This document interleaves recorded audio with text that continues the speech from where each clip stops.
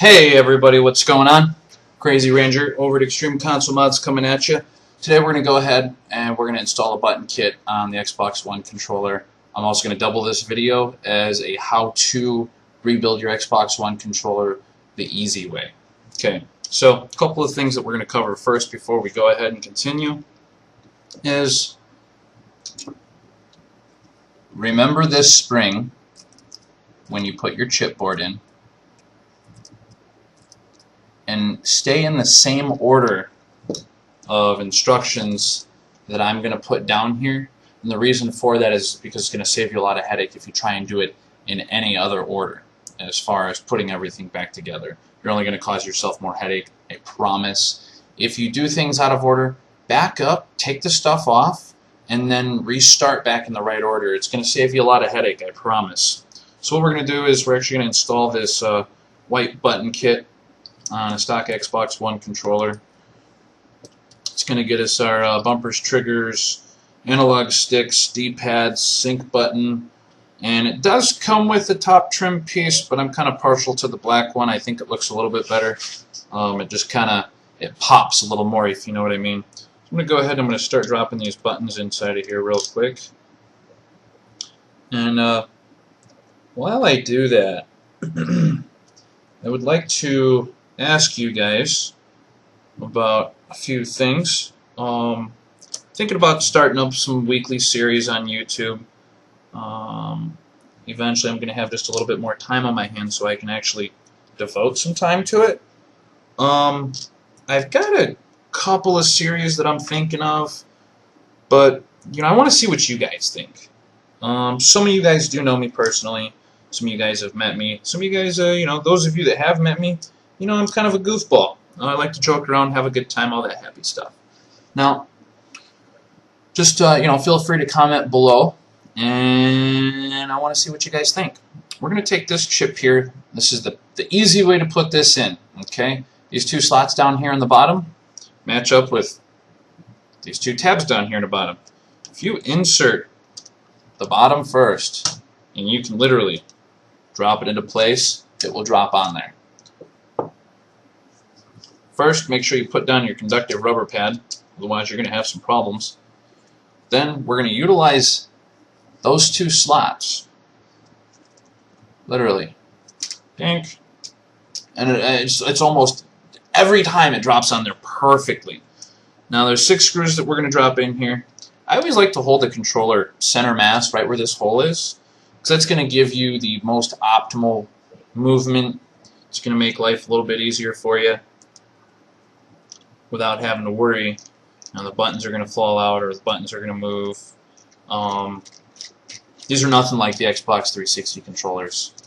In my mind, there's more work to do, but if you do it the right way, I think they're easier to work with. I really do. Some people might think otherwise, but I know this much: when you take apart an Xbox One controller and you take apart an Xbox 360 controller, there's some serious hatred to get the Xbox 360 controller apart. I mean, sometimes they're pretty wicked. I mean, you pull the 5 T8 screws out of these ones and it's awesome. Comes right apart. You're open. You're there. And that's how easy it is to install a controller case on one of these. It's very, very easy, actually. You just pull the 5 T8 screws and you're done. Throw the new case on there and call it a day. But we're doing a button kit, so we got to do a full teardown.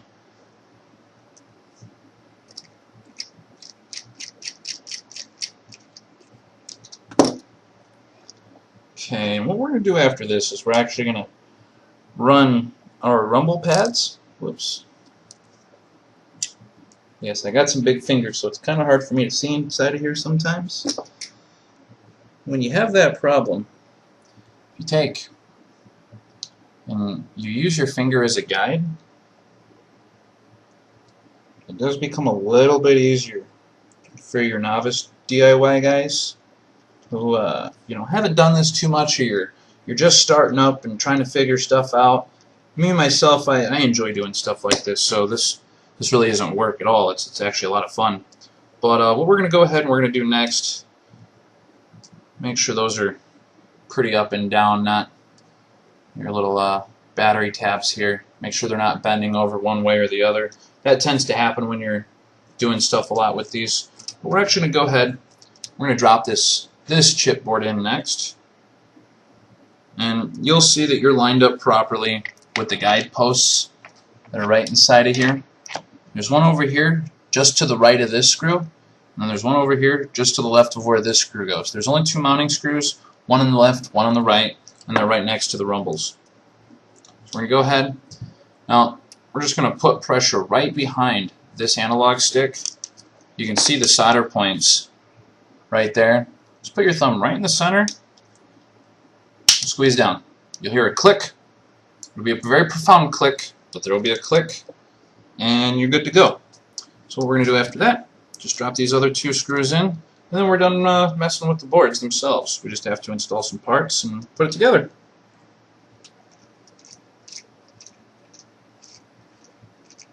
Now pay attention to the next part as well, especially in the order of the way I do it, because if you do it in any other order, you're going to create a big headache. You're going to put scratches on your stuff. You know, and we want to keep our stuff as nice as possible for as long as possible. So we're going to try and help you guys keep it that way.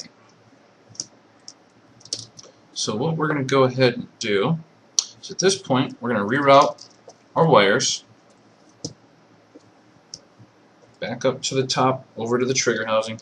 Now the trick with this and what people are going to want to do is to start from here and line it all through up to here and leave yourself a lot of wire up here.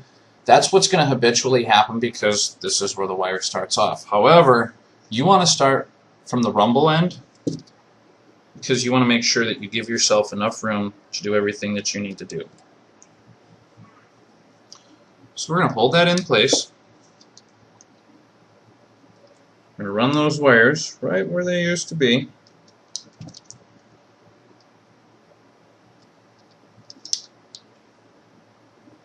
A pair of tweezers usually helps in this process, by the way. I swear by tweezers. They were my lifesavers.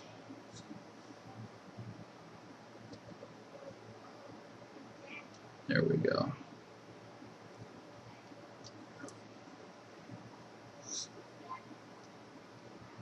Lift that tape up, run that wire right through that little area.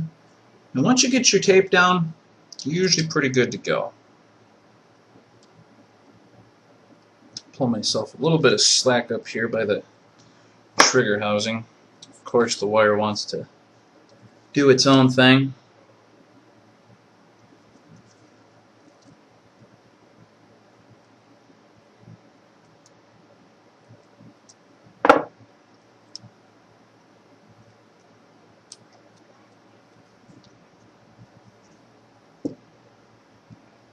Push that wire over off to the side.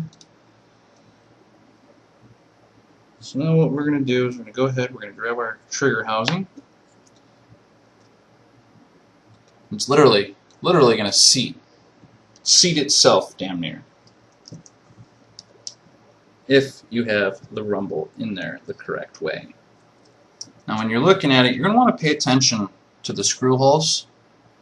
There's 2 of those, one up top, one towards the bottom. And the reason for that is because you want to make sure everything is flush when you put it together. If it's not flush and fully compresses with just a little bit of pressure, then the odds are your rumble pack that's inside of the trigger housing is twisted sideways or it's not seated properly inside of there. So, you know, just be cautious of that and make sure that it's seated properly, and you shouldn't have too many problems. Now, one thing I will tell you that I do myself, because I've built a guide system for it, but I actually take and I run screws into these triggers before I even install them. Otherwise, you're going to spend about 5 minutes trying to get these screws to start inside of here while you have it on the actual trigger housing mount.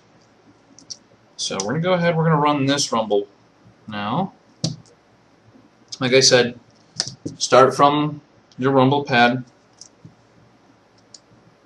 place it in the housing.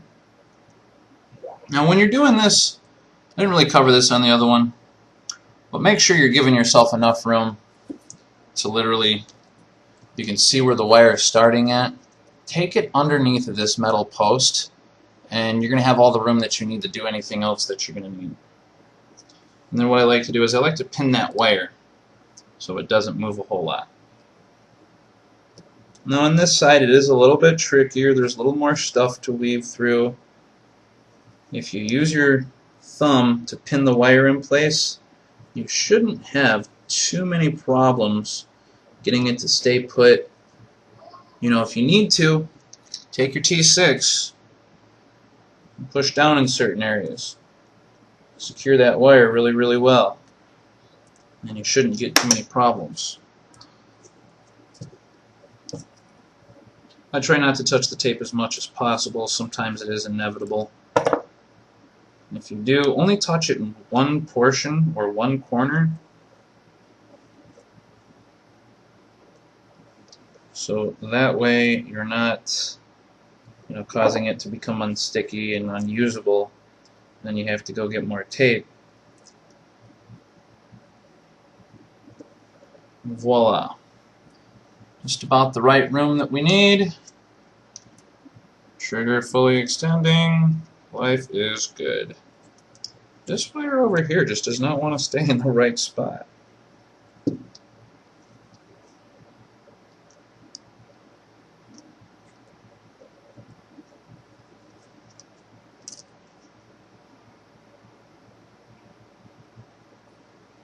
Okay, so now that we've got that there, we're going to go ahead and we're going to, once again, I always like to take and apply the trigger housing from the top directly because I can see my motor, my rumble motor, and make sure it's properly seated. And just flip it over. Once again, make sure your holes are flush. See how it's right there? There's no gap, there's no room. If there is any room and your motor is twisted, you will know. You will see it. I promise. Once again, I did pre-screw these mounts, so they are a lot easier to work with.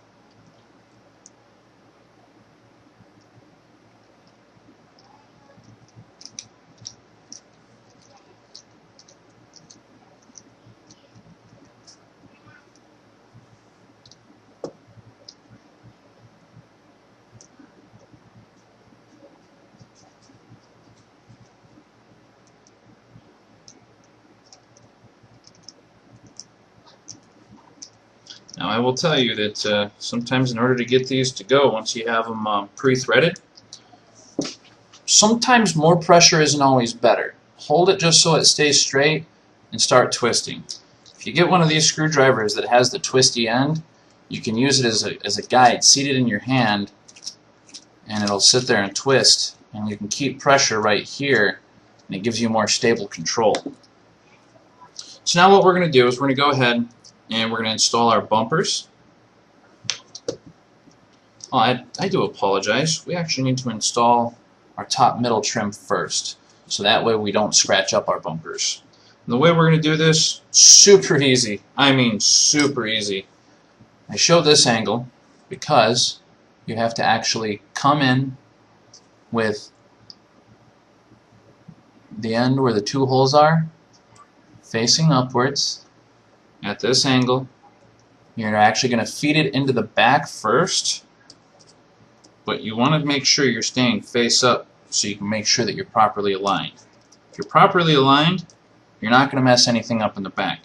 If you're not properly aligned and you're trying to force, or it's twisted on there, and it becomes a pain. But if you're properly aligned, it's literally a click. Very easy. Good news is it comes off just as easily when you forget your sync button. Don't forget this thing. Otherwise, you might be upset if your controller is not connected to your Xbox One. Now, Once again, nice and easy. Test your sync button. Make sure you can feel it click. There we go. Beautiful. So now we're going to go ahead and we're going to install our bumpers. Now these kind of have an L-slide bracket right here where this little tab comes out. That's the point that actually presses the button for you. Actually pushes the button kind of like the rotating arm like that. So the way that works is there's actually just a, you can kind of see it. This little tab that sticks out right here, that's what's going to guide your bumper on.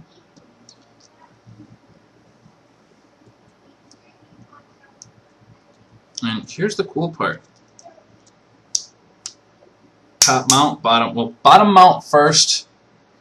So you're going to kind of, once again over here, I'm going to try and show that one more time as easy as possible. Bottom mount, top mount. And it will literally almost always go in place every time. If you try it with the top mount first, you're going to wind up being at a really, really bad angle, and you're going to run into your button and possibly do damage to your actual bumper button.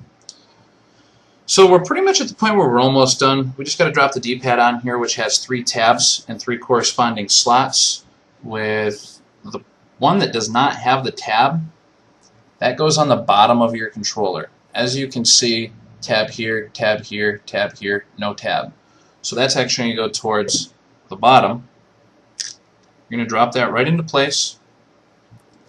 You're going to take the spring mount, you're going to attach it right on the bottom first, and you're just going to put a little bit of pressure right here. It just clicks right on. No big deal. We're going to throw on our analog sticks now. Bada bing, bada boom. Now I will tell you that if you are doing a shell replacement, shell housing replacement, you're going to need to take these springs off of your stock shell. And that's done extremely easily.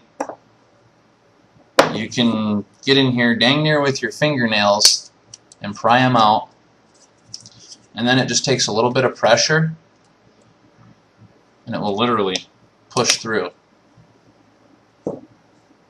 Voila. And it's just as easy to put right back on. It's not hard whatsoever. We're going to put on our faceplate, we're going to put on our back piece. Now if you're having problems with this piece back here, it's going to have to do with your triggers. If you take and you would depress your triggers right away, and this can get tricky if you have small hands, especially with keeping some slight pressure on the faceplate.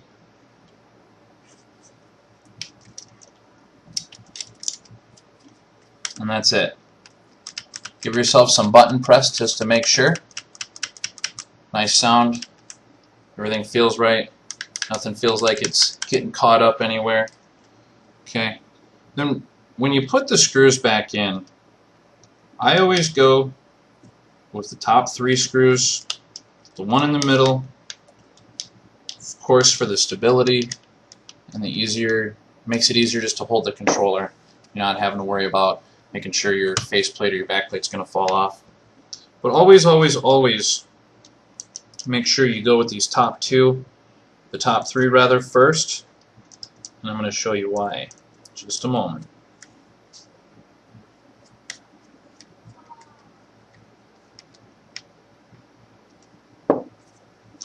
Whether it's from Extreme or whether it's from another company, when you order shell housings, keep in mind that the manufacturers build them by the thousands. Sometimes certain things aren't trimmed, sometimes the manufacturing process gets in a rush, they're in a crunch because of demand. So when you pull these triggers, you want to make sure that nothing's rubbing. Something seems to be rubbing on your triggers after you've engaged your back plate, and you'll notice it being a slight rub. I've seen it with some of the lower quality shells. I have not had one of our shells come in yet that have had this problem, but be careful, there's a lot of junk out there on the market.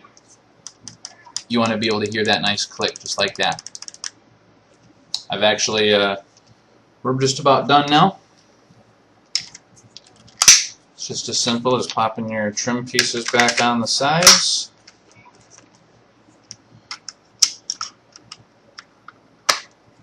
voila, fellas, ladies and gents, germs and nerds and geeks of all sizes. This is how to replace your buttons. Alright guys, feel free to like, subscribe, comment below, and give me some more ideas for some videos to make for you guys. Alright, peace out, have a great day.